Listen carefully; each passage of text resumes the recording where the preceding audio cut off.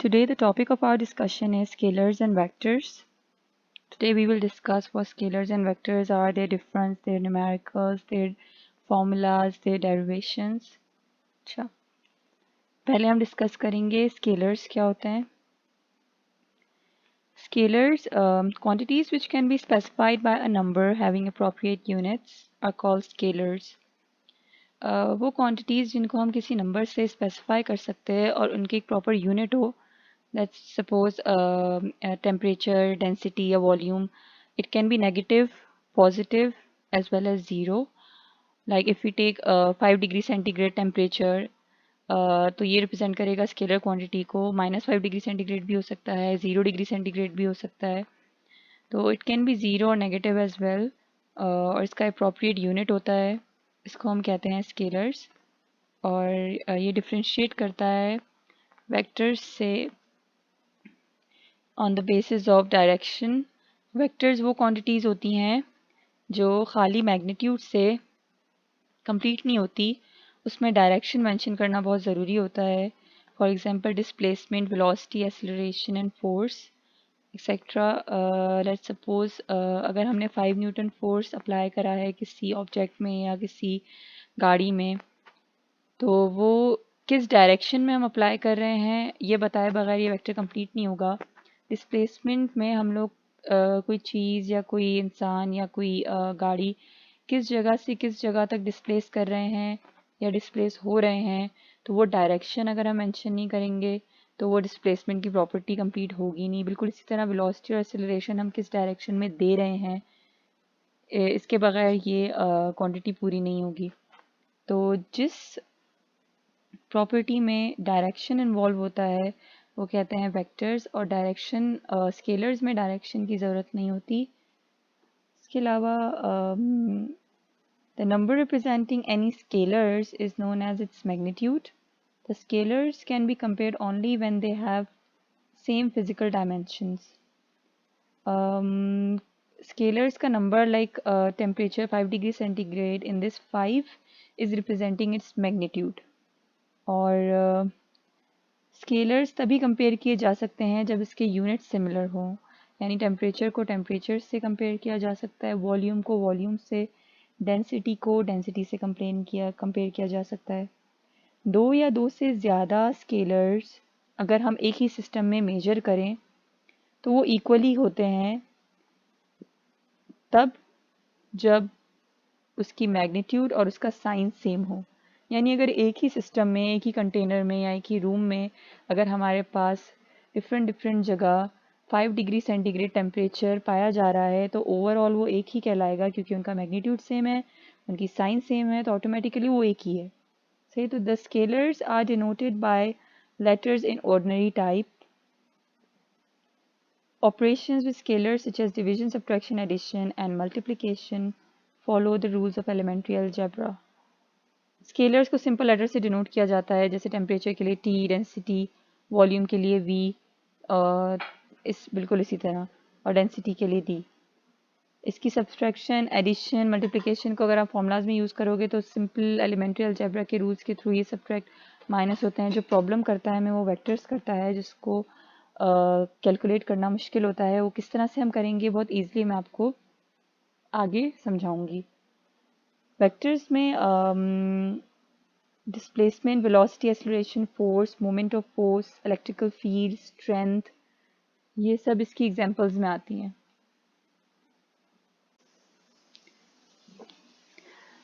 Because none of these quantities have a complete meaning without a mention of the direction.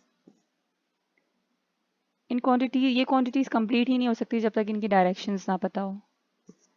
A vector is represented graphically by a directed line segment or an arrowhead line segment. Here in example you can see QP arrow whose length and direction coincides with the magnitude and direction of the quantity under consideration. The tail end Q is regarded as initial point of the vector and the head P is called terminal point of the vector. Vectors are denoted by bold-faced letters A, B, C, and their magnitudes are denoted by a simple A, B, C without an arrow called the absolute value. More frequently, we represent the magnitude alone by the italic letters. In handwriting, it is convenient to put an arrow above the corresponding letters, and their magnitudes are denoted by without arrows. Okay. अगर हम vectors को लें तो vectors basically इस example में आप देख सकते हैं y axis x axis graph में वेक्टर्स ड्रॉ होते हैं और ये ग्राफिकली जो है रिप्रेजेंट होते हैं. हमने इसके अंदर एक लाइन ड्रॉ करी है from Q to P. Q is the initial point that is called tail end and the end जिसमें एरो लगा होता है उसको हम कहते हैं हेड और उसको कहते हैं टर्मिनल पॉइंट. और ये Q से लेकर P तक का जो वेक्टर है इसको हम इंडिकेट करेंगे QP एरो से. ये वेक्टर है QP. ठीक है. हमारे पास वेक्टर्स होते हैं वो एरो के साथ इंडिकेट किए जाते हैं, उनके मैग्नीट्यूड विदाउट एरो इंडिकेट किए जाते हैं.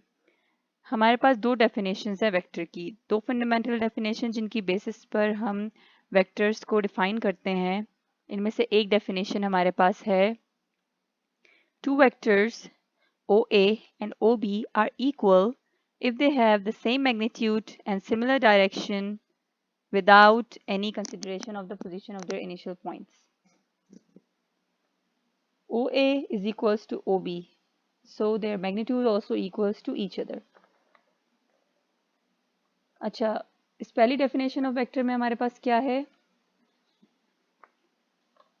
दो वेक्टर्स हैं, दोनों के मैग्नीट्यूड सेम है, दोनों के डायरेक्शन सेम है.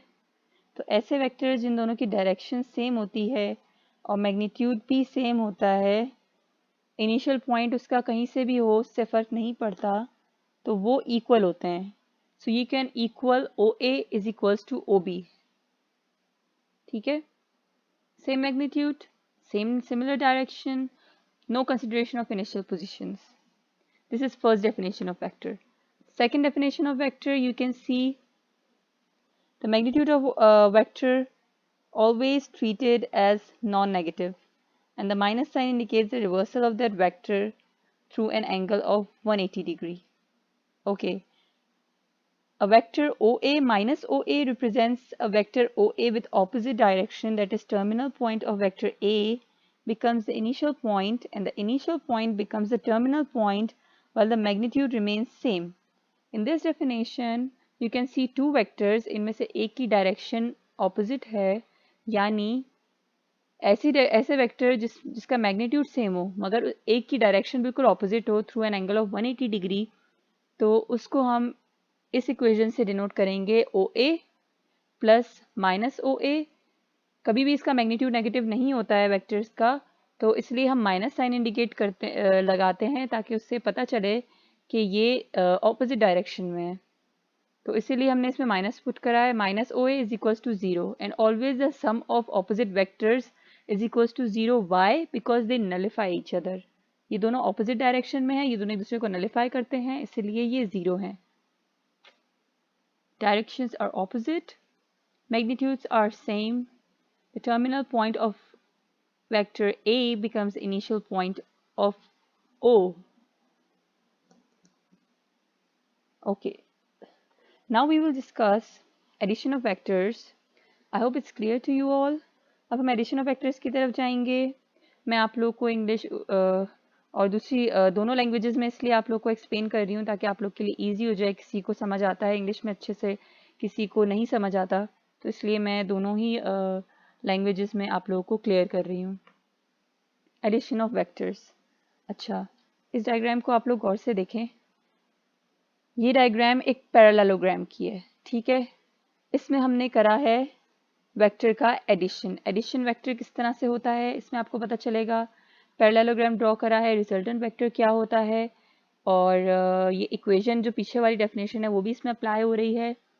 जिनके मैग्नीट्यूड्स और डायरेक्शन सेम है उनको इक्वल कर दिया है. अब मैं आपको इसको थोड़ा सा एक्सप्लेन करती हूँ.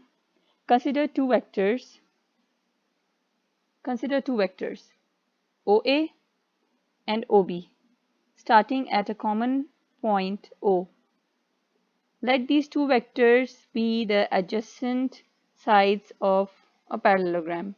Complete the parallelogram BC AC. Now it will become OBCA and draw diagonal OC, which is the resultant vector, assigning the direction by an arrowhead to BC and AC similar to that of OA and BC respectively. By the definition, the sum or resultant of the vectors OB and BC is given by a vector OC. This is the parallelogram law of vector addition. It is formed by placing the initial point of BC on the terminal point of OB and then joining the terminal point of BC to the initial point of OB. देखें, 2 vectors है हमारे पास, एक vector है हमारे पास OA, एक vector है हमारे पास OB. इन दोनों को x और y एक्सिस पे हमने एडजस्ट कर दिया है और ये एक ऐसा लग रहा है जैसे ये दो एडजेसेंट साइड्स हैं पैरेललोग्राम के. अब इस पैरेललोग्राम को हम कंप्लीट करते हैं BC AC. ये कंप्लीट पैरेललोग्राम फॉर्म हो गया है और ये रिजल्टेंट वेक्टर इसका हमने बना दिया है सेंटर से OC, that is R. Okay, addition of vector का क्या रूल है? एडिशन ऑफ वेक्टर का ये रूल है कि पहले वेक्टर का हेड दूसरे वेक्टर के टेल से जाके अटैच होगा. जितने भी वेक्टर्स होंगे वो अकॉर्डिंगली इसी तरह अटैच होंगे और जो रिजल्टेंट वेक्टर है उसकी टेल फर्स्ट वेक्टर के इनिशियल पॉइंट से अटैच होगी यानी उसकी टेल से, और उसका जो हेड होगा वो लास्ट वेक्टर के हेड से जाके अटैच होगा. ऑलवेज रिजल्टेंट वेक्टर हमेशा इसी तरह अटैच होता है. आप यहाँ पे देखें, हमने 2 वेक्टर्स बनाए हैं दोनों साइड्स पे OA AC OC. ये एक ट्राइंगल इस तरफ बन रहा है आपका, एक ट्राइंगल आप लोग का इस तरफ बन रहा है. ये हमारे पास आ गए 2 ट्राइंगल्स. इस वेक्टर एडिशन को हम कहते हैं हेड टू टेल रूल, क्योंकि ये हेड से लेकर टेल तक अटैच होता है. और इस पूरे एडिशन के तरीके को हम लोग कहते हैं triangle law of vector addition. The point O is then regarded as the initial point, like here you can see, and the point C is regarded as the terminal point of the resultant vector. The direction of the resultant vector OC is then from the initial point of OB to the terminal point of BC, as shown in the figure. This method of vector addition is known as head-to-tail rule, can be extended to accomplish addition of any number of vectors. This is also known as triangle law of vector addition. Now here you can see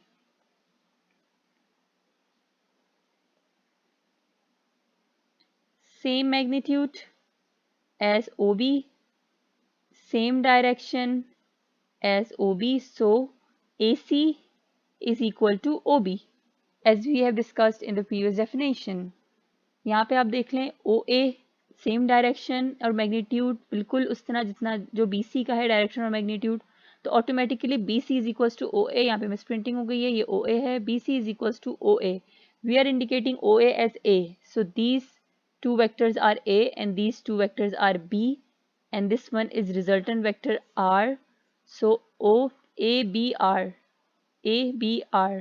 So from this parallelogram we got 2 triangles, and by adding it with head to tail rule we have got triangle law of vector addition.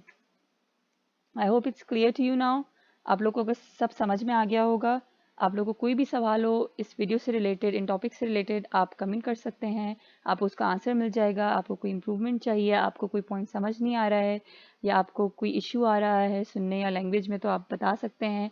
अपनी next video में ख्याल करेंगे कि वो चीज़ ना हो. अब हम नेक्स्ट टॉपिक पे जाते हैं, मल्टीप्लिकेशन ऑफ वेक्टर.